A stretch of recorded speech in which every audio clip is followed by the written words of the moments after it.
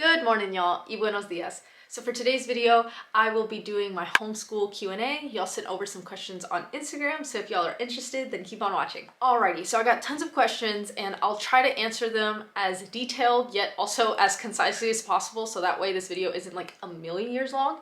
But let me just get started. So the first question is, when do you start homeschooling? And so this question has a lot of different answers because it depends on what you see homeschooling as. So for us, homeschooling is everything. Homeschooling is learning how to put your shirt on. Homeschooling is learning how to make a sandwich on your own.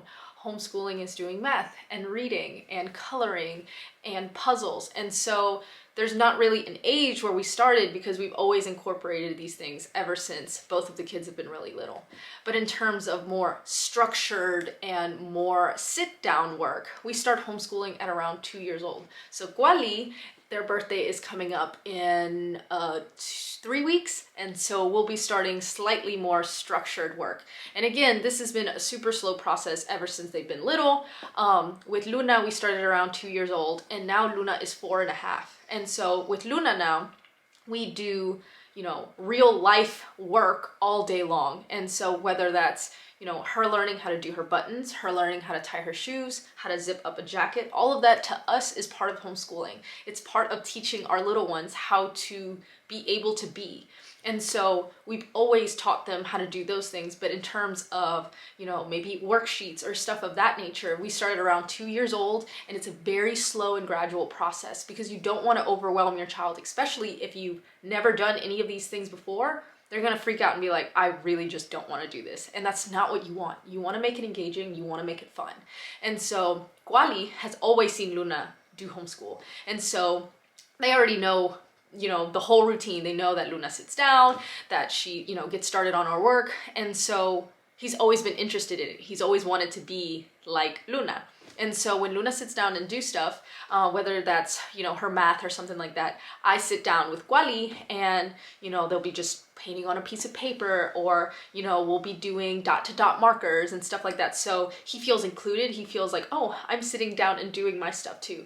And so again, super slow, super gradual. You don't want to sit down with your 2-year-old if you've never sat down with them to do any kind of schooling work and try to sit down for 20 minutes straight. It's not going to work out.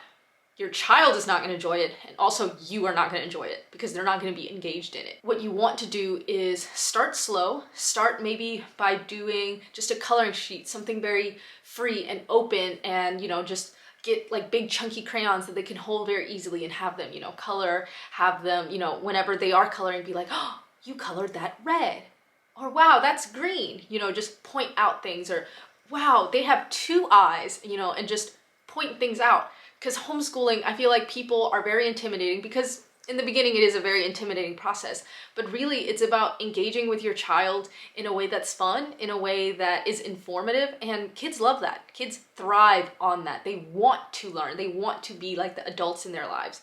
And so by starting out as young as possible with fun activities, by engaging them in your real life. That's my biggest tip that I could give you if you are thinking about homeschooling, is engage your children in the real world. Engage your children in the things that you are doing. Yes, it is time consuming. Yes, it is messy. And half the time it's a disaster. But those are the moments that they learn the most. Luna has now perfected making a sandwich by herself. And y'all don't even want to know how many times there've been just clunks of vegan mayonnaise on the table because, she's a toddler and she's learning. And so by engaging your children in real work, real life things that they're actually doing, like brushing their hair, whenever they are able to master, like, you start from the bottom and you go up, like Luna feels so accomplished. She feels, like she really can do these things because she can. And so by starting off as young as possible, engaging them in selecting the clothes that they're gonna wear, even if it's just a choice, even if it's, do you want the red shirt or do you want the white shirt? Engaging them in things like that, they're able to understand that they are making decisions in their lives, and so many power struggles are avoided when they feel like they have that power. Because can you imagine if for every moment of your entire life someone's always making that decision for you? It's frustrating, especially when all they want to do is be like us. All they want to do is embody what it's like to be an adult. And so long version short is we start homeschooling from the jump but more traditional sit-down work, we started around 2 years old, and that kind of goes along with the next question. The next question is, how do I increase my child's attention span? They cannot sit down for more than 2 minutes straight. And this is a long haul process. So Luna, one, it's her personality. She loves to sit down and do things in a quiet environment, and she can just be that way. So one is that's her person. And also she has been given the opportunity since she was very, very young to do those things. And so one, you have to take into consideration your child's age, capacity, and their desire and their personality. And then also from our part, our job is to give them the opportunity to do those things. And so for me, I think that one of the biggest things that entails in allowing your child's attention span to grow is to give them the capacity to be bored, give them the capacity to sit quietly in a room and just be. That's something that as parents, we have a difficult time because we feel like our child should always be doing something productive because, you know, in our Western society, we value productivity above all else. So we feel almost uncomfortable if our child is doing nothing. But in those moments where they're doing nothing, they are learning so much. They are, you know, being so present. And so I allow Luna to have those opportunities as much as possible. So Luna will just be sitting in the grass, literally just like staring at rocks and being like, Mama, look at this one. And she'll see like intricate details in it. Or she'll be sitting in the room and she'll just be quietly looking at books. And this has been, again, a super long process. One, that's just her personality, like I mentioned before, but also giving her the opportunity to engage in that way. I think another thing too that has helped us a lot in terms of allowing Luna's attention span to be as intense as it is we do minimize screen time pretty heavily. So we do a movie on Sunday, family movie. We all sit down, you know, we'll watch Moana, we'll watch Coco, so that's once a week with Luna. And then on Friday nights, we'll do a documentary. And so that is her screen time of her watching things for the entire week. And so I do my shows with Zach at night once she's asleep, and I think that contributes to her attention span as well. Obviously, this is not trying to shame or anything like that with parents who do use screen time and utilize it, especially single parents who have to utilize it in a way to be able to get all of their stuff done. I'm super privileged in the fact that, you know, I have Zach who is able to divide and conquer with all the chores and everything that we need to do here. And so we're able to do more one-on-one time with Luna. And, you know, instead of watching a screen, we're doing puzzles, or instead of we're going outside and all of these things. Again, that's not to berate or anything people who do utilize screen time. And I just feel like that helps out with her attention span. So I think that by minimizing distractions, by allowing our children to be able to play in a very open, very free way, very unstructured way, I think that helps out with attention spans so much. In addition to that, you want to start off by engaging your children in super duper fun activities. Don't start off with a boring worksheet. They're not gonna like it. They're not gonna have fun. It's the same thing with us. Like, I don't want to just fill out an application. Like, that doesn't sound fun. That's how they see some of these worksheets. And so you wanna start off with something really engaging, really fun, something hands-on. That way they see it, they feel it, they are really learning what it is that you're trying to get them engaged with.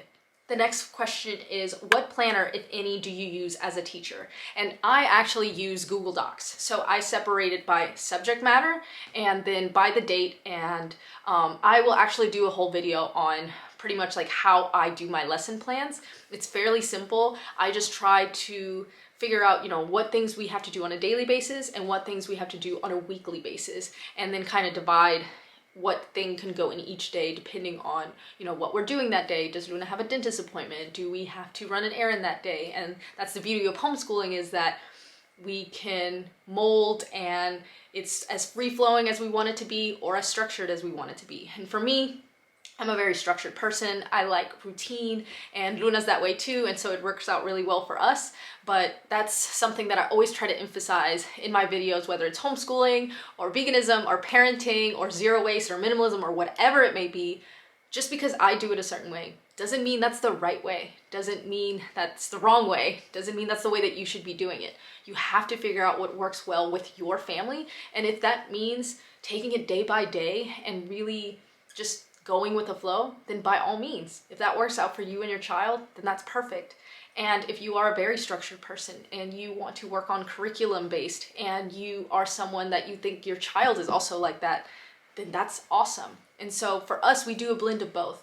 We do a blend of unschooling, and then also we do follow a math curriculum and a reading curriculum, which Luna loves, and I'm grateful that she enjoys it. But I feel like for our schedule, it's kind of a mixture of both. The next question is, do you plan to homeschool all through high school as well? And so my plan is to homeschool all the way through. And we got to take it year by year, month by month, day by day, because I want to give Luna as much autonomy about it as well.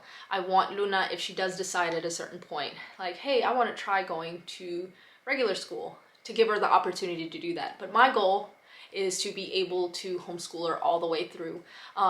I feel like because Luna was able to start this so early, that if she were placed into her age level, she would be ahead and might struggle with being bored or not being as engaged because the material would be so slow for her. So Luna currently is 4.5, and right now she is on a kindergarten math level and at a first grade entry reading level. And so because of those disparities, because all kids have those differences, it's difficult to just be like, okay, we're gonna put you in preschool, which is what she would be in according to her age, and then she wouldn't be able to be as engaged or have as much fun because the material would be boring to her. And so I feel as though, you know, my hope would be that she would want to continue for as long as possible. But of course, being that I want her to have that autonomy as well, I want her to want to do it. I don't want to be ever forcing her to be homeschooled or anything like that. And so I try to make it as fun as possible. I try to make it as engaging as possible. And another thing too that people always mention is, well, what about the social aspect? And that's the aspect that I feel can be missed out both ways. I feel like it can definitely be missed out if you are homeschooled and you're missing out on all these, you know, maybe sporting events or club events or whatever that may be. And so I'm doing the most to be able to engage her in different groups and in different situations to where she is still involved. Obviously with COVID, that was kind of put to a halt. Luckily, she's still really young, so it's not that big of a deal. But as she gets older, you know, I played soccer when I was in high school, and I ran track, and I was in the science club, and I was in the library club, all these things that I thought were super fun and like made school like basically worth it. Like that was like the fun part of doing it. And so I want her to be engaged in all of these different things if she wants to be. And so, you know, before COVID hit, she was on the soccer club and she had so much fun playing with all the other kids. And so, yeah, my goal obviously is to teach her as long as she wants me to, but if she does ever hit a point, or Kwali ever hits a point where they're like, yeah, you know, I feel like I want to try out school, I will always allow them to have that opportunity and tell them that, you know, if that's something that you want to try out, by all means, we can try it out. But you could always come back to homeschooling if it's something that you feel is a better fit for you. The next question is, you know so much about development. Were you a school teacher? So no, but that's an awesome compliment. Thank you so much. I am just a nerd and I love researching things and I love like digging into things. So when Luna was born, I knew that I wanted to homeschool. So ever since she was, you know, a baby, I started reading and I watched tons of videos of teachers explaining, you know, their theories and their methods. And, you know, I looked up like seriously like 80 different ways to teach your child how to read, and, you know, what are different methods in teaching addition, and what are concrete and non-concrete ideas that they need to learn for pre-writing and pre-reading and pre-math skills. And so I think that just by digging deep, and if it's something that you're passionate about, like you will dig into it, like for sure. Just like anything else, you know, like when we're really interested in something, we like find time to be able to learn about it. And so I have just always been interested in childhood development, and not only from the like educational side, but the psychological side, which is why I like blending in, you know, the gentle parenting. Not that I'm perfect, at all. That is not the case, because I still be going off on my kids and I know I'm not supposed to, but it's something that I try to learn as much about, just so that I have that understanding.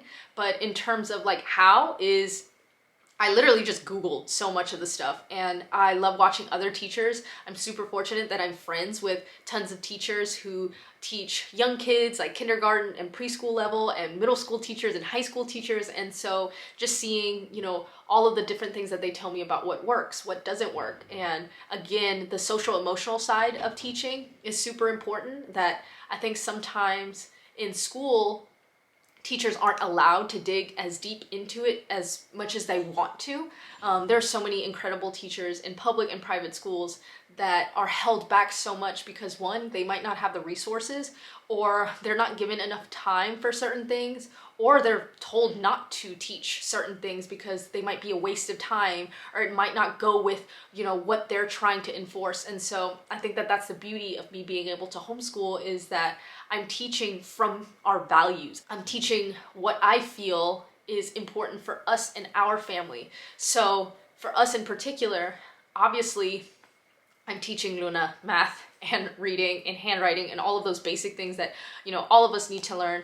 But we learn so much about gardening and growing our food and reciprocity and foraging and community. And I feel like those things are just as important. And so when we're able to be lucky enough and privileged enough to teach our kids, we're able to customize it not only for the values that we have as a family and what we're trying to instill in our children, but also to that child, to be able to teach hands-on children more hands-on, to be able to teach kids who are more auditory learners more in an auditory way. And so that's the beauty of it, is no one knows your child as much as you do. And so if you can tune in and educate yourself in order to be able to educate them, that's just the best feeling ever. And the last question, because I don't want to go on forever, is what is your favorite part of homeschooling and what is your least favorite part of homeschooling? Okay, so, that's hard. My favorite part of homeschooling is probably reading to Luna, because that's just like our favorite thing to do ever, ever. But I also really love doing like hands-on projects with her. So those are probably both up there. And my least favorite thing, that's hard, because like I really love doing all of the homeschooling stuff. Probably cleaning up, to be honest. Like when we're doing scissor work or stuff like that, I just feel like I would love to have a teacher's assistant just be like, doot, and like the thing would just disappear. Because like right now, there's like random pieces of crinkly paper just right here because I still have to clean these up. But yeah, I really do love so much of homeschooling, and I get so into it, and I think that I do it almost as a healing process. I'm not gonna lie, it's like some of it is obviously selfish, like being able to have all of these books and being able to, you know, really sit down and know and learn what it is that Luna wants to learn about, and also the way that she learns. And so it's a healing process for me, because going to a public school where I didn't speak the language, I started off in kindergarten and didn't know English, and it was really difficult for me to adjust, not only language-wise and also, you know, any kid starting school, but also culturally. You know, I had never eaten any of the food that was in school, and it was kind of rough for the first couple of years, and later on it became super fun and I had a blast. But I just think that it's super important, especially when they're young, to be able to foster that love of learning. I know I talk about that all the time, but our children are so curious, our children are so aware, and if we are able to tune into that even a little bit, they can flourish and grow and blossom so much, and we're able to guide them in a way that is so beautiful. Like to be able to see Luna sit down, I'm looking at her bird watching book, she literally grabs that book and we'll just flip through and be like, oh, that was a dove. I saw a dove earlier, and she gets so excited, you know, like little things like that. It just fills my heart with so much joy knowing that I was able to provide that opportunity of learning for her. And it's not necessarily just, you know, academic based, like, oh, you know, what level is she at or whatever, but it's just that love. And that's something that is the most important thing to teach our children, is the love of learning. And you got to teach that young in order for them to be able to flourish all the way through. If they feel like they have to get a certain grade or they have to read at a certain level, then they lose that love. They see it as a mechanical thing of like, oh, I need to do this, instead of like, did you see the new book I'm able to read? You know, like Luna sees her new Bob books and she's like, I can read the whole thing, you know, like that kind of excitement. Or it's like, Mom, I can do subtraction now. And she's so excited and so thrilled, instead of being like, oh, you know, I got an 80 on this test. Like, that's so broken down and so abstract that they don't even feel the passion for it anymore. And so, yeah, tangent, y'all. Y'all already know how it is.